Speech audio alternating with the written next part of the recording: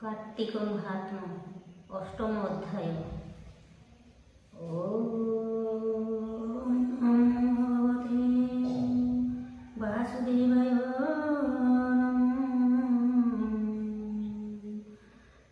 शुक्रमरधरे विष्णु शशिवर्णं चतुर्भुजं प्रसन्नवदनं ध्यायेत्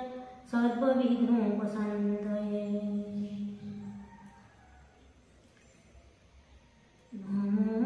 विघ्नेश गिरिजनंदन प्रभु भक्ति वरेश गीतो विघ्न विनाशाय गणपतये नमो नमः। इतोक्तं शुक्रमाहुलं राजुतं तारीखे चरितो आमन्त्रोसरितं नाथं ब्रह्मान्तर्ध्यानमार्गतम्।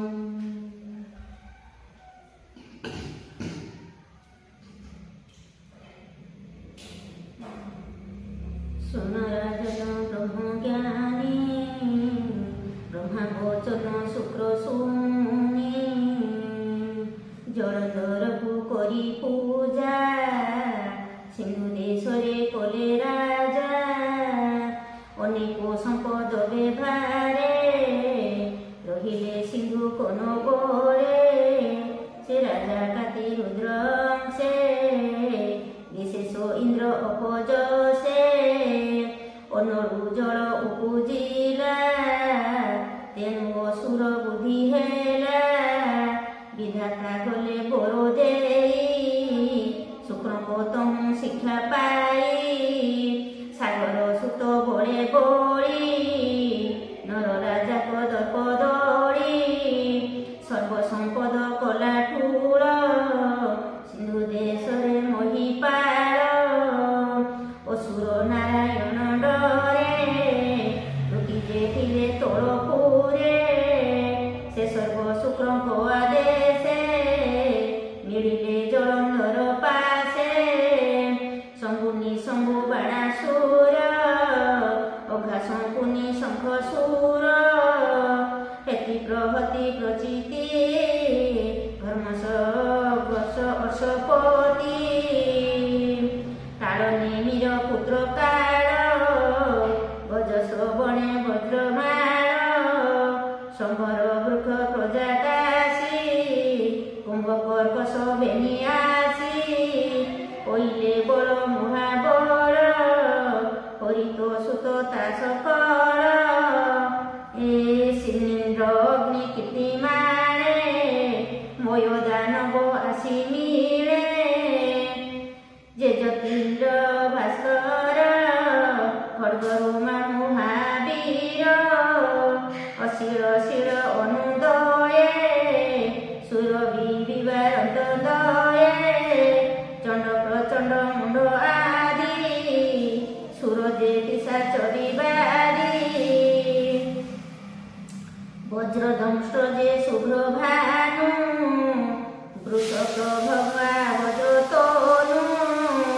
एमते दत्त बल जेते बोलिकी छाड़ी देजा मोते मने दुर्गति सुमरिले जलधरकु आश्रे कले सागर सुत ताकु देखी बंधु सुदर भावे देखी संपद देई रखे पासे शुक्रक वाक्य उपदेशे कालनौमी दत्त जेमा रूपे सुंदरी दितोमा नाम ताहार वृंदावती सर्वलक्षण साधु सती से कन्या शुक्र मंत्री बोले जलधर को विवाह करे से सतीपति व्रता पुण्य असुर तेज दिनु दिने धन जोग बड़ संगे घेनी जिणिला सकल मेदिनी शपथ दीपे चक्रवर्ती होइला सागर संतति सागर सुत एक दिने विजये संभव आसने शुक्र सहिते दत्त बल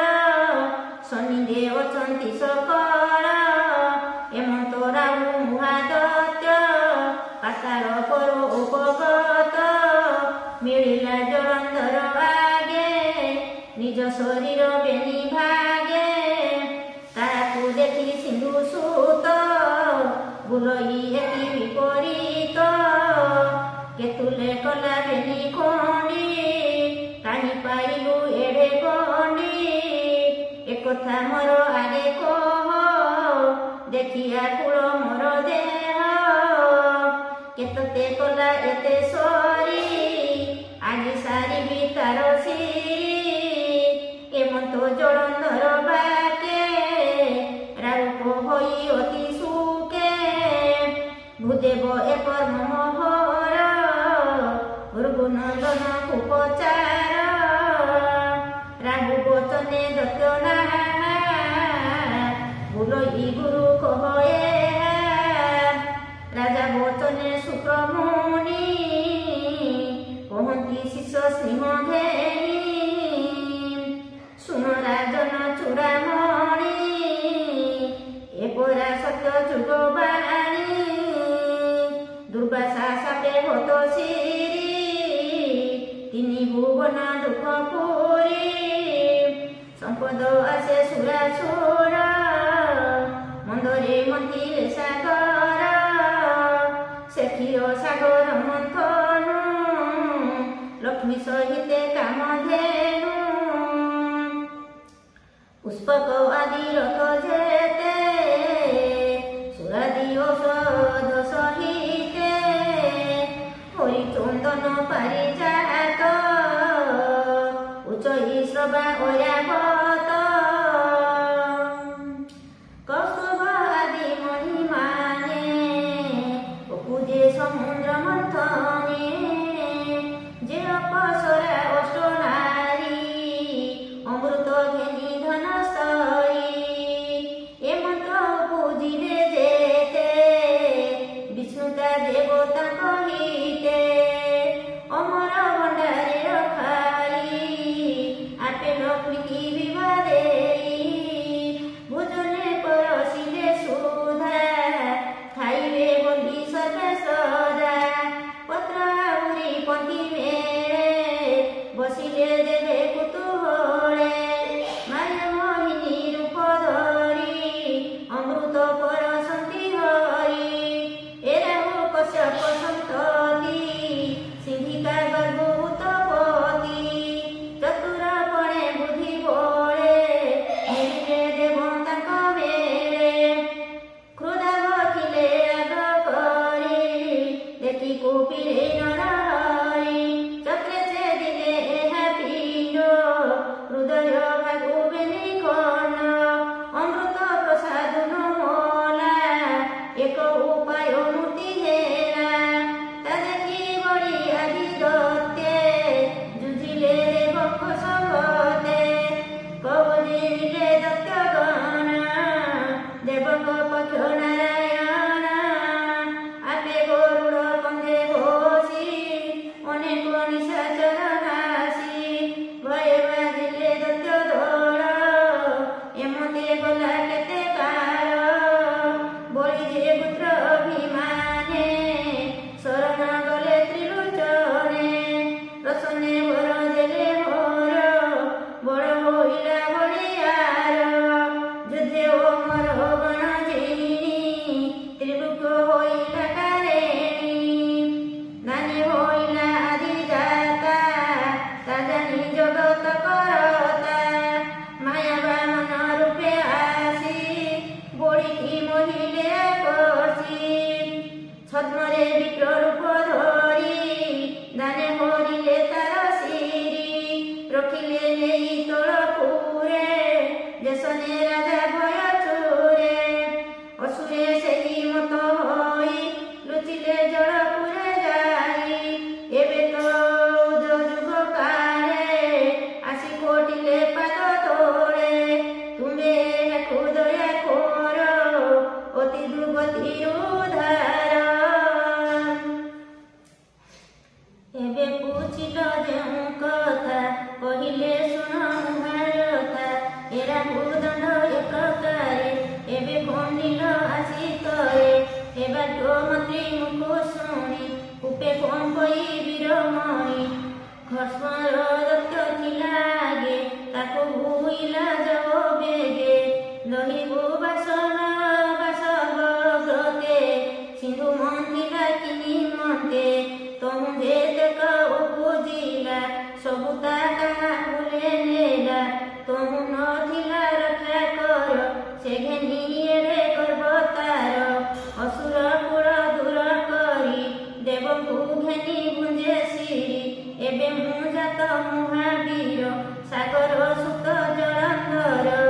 ମୋର ପିଅର ଜବ ଯେତେ ଦେବେ ନେଇଛ ବଳ କୃତେ ସବୁ ତା ବାହୁଡ଼ାଇ ଦିଅ ନୁହିଲେ ପ୍ରାଣ ମୁଛି ଦିଅ ଏମତ କହ ତାକୁ ଜାଣି ଶୁଣିକି ବୁଲେ ସଚି ସାଇ ବୁଝି କରିବା ସିନା ଦଣ୍ଡ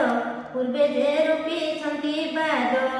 ଏମତ କହି ଦଣ୍ଡଧାରୀ ରାହୁକୁ ଗୌରବ କରି ଶନି ଯେ ରଖିଲା ବିଶ୍ୱାସେ ଭସ୍ମର ଗଲା ସ୍ୱଦେଶେ ପ୍ରବେଶ ହେଲା ସୁର ଆଡ଼େ ଦ୍ୱାର ଯେ ଥିଲେ ଦ୍ୱାର ପାଳେ ତାହାକୁ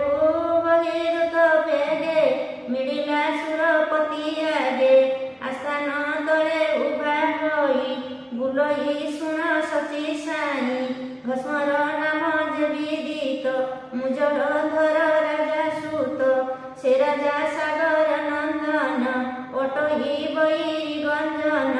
ଅଶେଷ ଭୂମଣ୍ଡଳପତି ବ୍ରହ୍ମା ବଚନ ଚକ୍ରବର୍ତ୍ତୀ ସକଳ ଲୋକେ ପ୍ରଭୁ ସେଇ ତାର ଉପରେ କେହି ନାହିଁ ମୁଁ ତାର ଆଣିଛି ବାରତା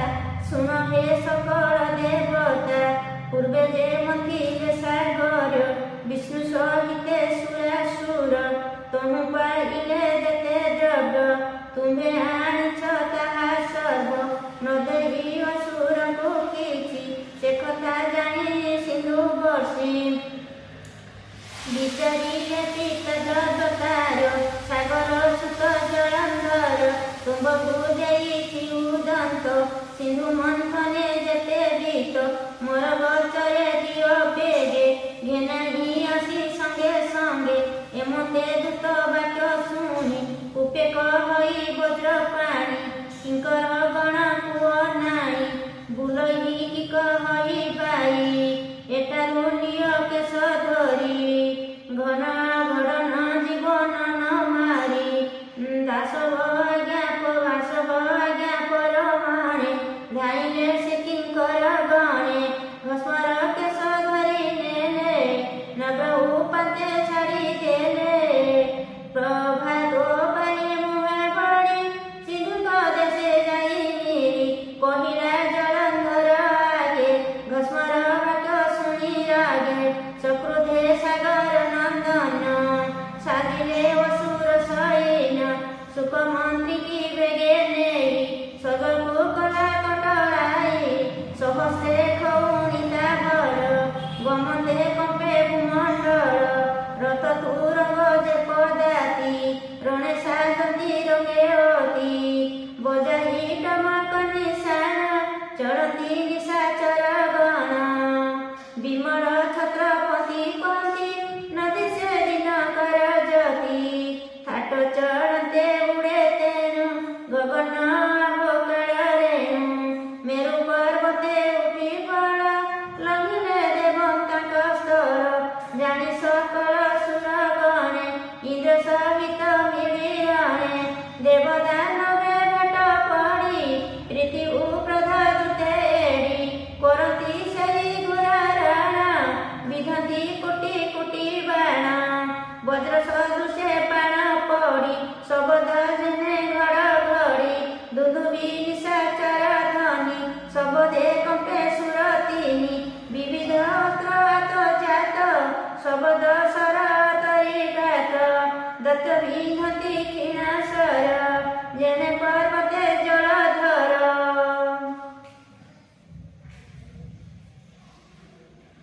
ରଥ ମାତଙ୍ଗ ହସ୍ତି ଚାଳି ଯୁଦ୍ଧ କରନ୍ତି ଆଗ ବଢ଼ି ପଦାତି ବଳ ମିଶାମିଶି ଯୁଜନ୍ତି ସେ ଶସ୍ତ୍ର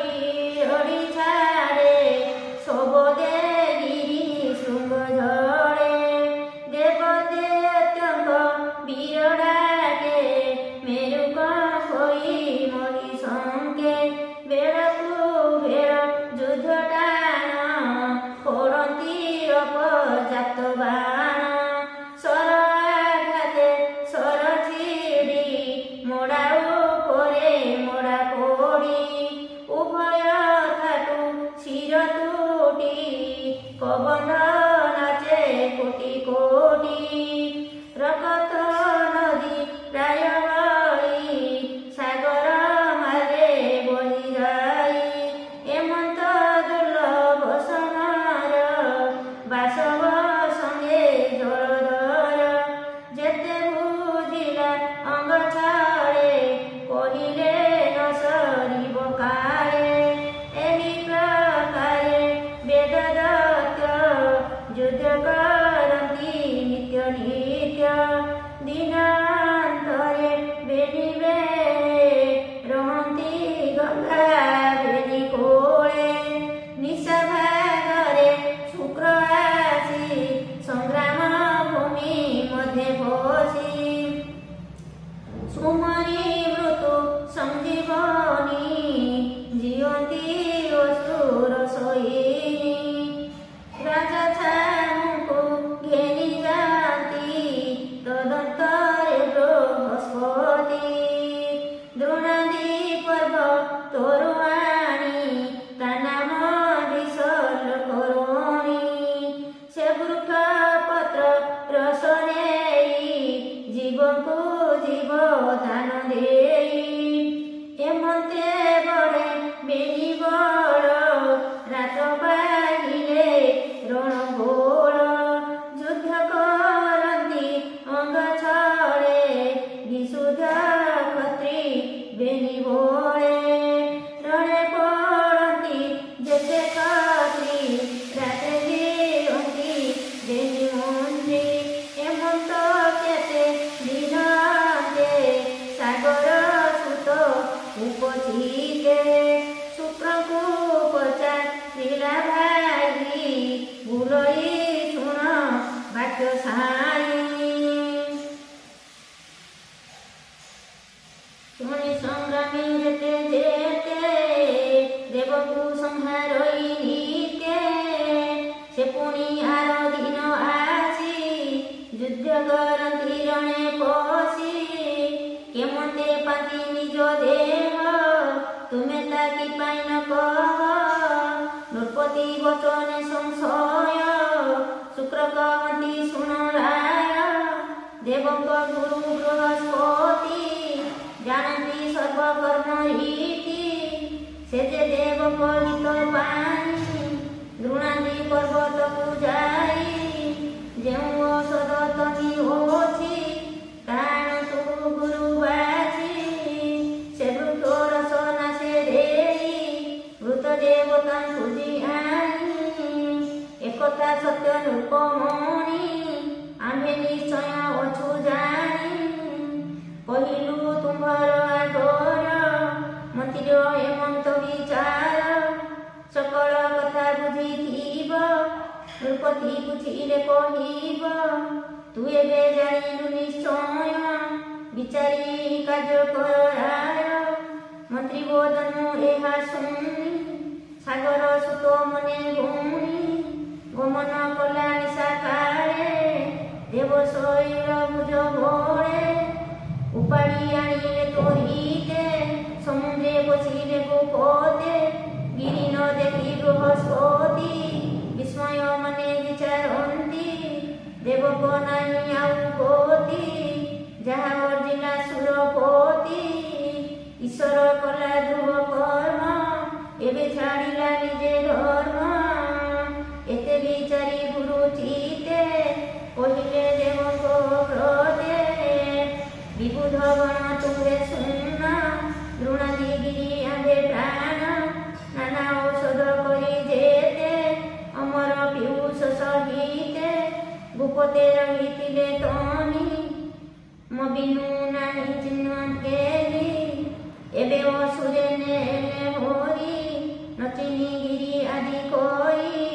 ଏବେ ତ ବୁଦ୍ଧି ନାହିଁ ଆଉ କାଲି ସମରେ କେବା ଝିଉ ସାଗର ସୁତ ଜଳନ୍ଧର ଛେଦିବ ସଭିଙ୍କର ଶିର ଏତକୁ ନାହିଁ ପରିତାଣ ମୋର ବଚନ ଏବେ ଶୁଣ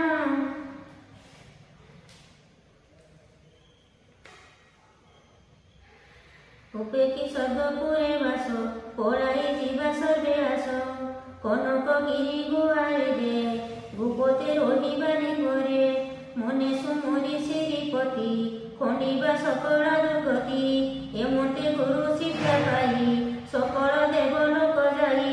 କାଞ୍ଚନ ଗିରି କୁଟେ ମିଶି ମନେ ସୁମରିବା ମରାସି ଗୋପଦେ ରହିଲେ ନିଶ୍ଚିନ୍ତେ ଦେବଙ୍କୁ ନ ଦେଖି ରହିତେ ଆନନ୍ଦେ ବିହରନ୍ତି ସ୍ୱର୍ଗେ